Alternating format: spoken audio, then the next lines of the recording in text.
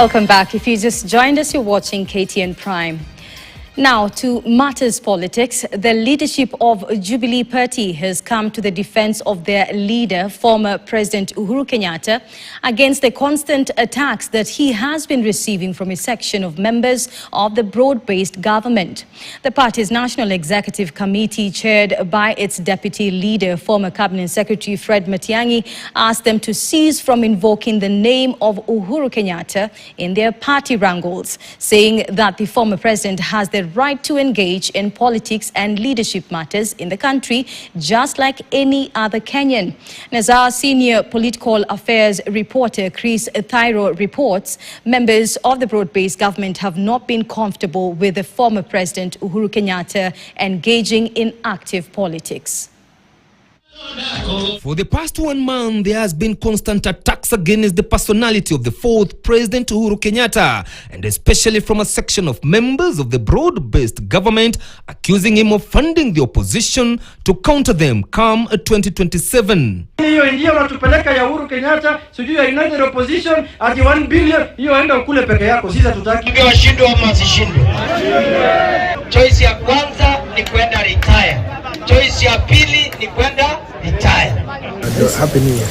And now the leadership of Jubilee Party, whose party leader, retired President Uhuru Kenyatta, has been receiving the salvos, has come to his defense. Stop attacks on our party leader and stop dragging our party leader into irrelevancies, things that have nothing to do with him or Jubilee. And you know who the SG of Azimio is and was and is even today. If we had managed it well, there is every likelihood that Lyra would be in state house alive, having secured proper medical attention when he became unwell. The party's National Executive Council meeting, chaired by their presidential aspirant, put the broad-based government on notice, asking them not to distract them from the real issues they are questioning on Ruto's administration.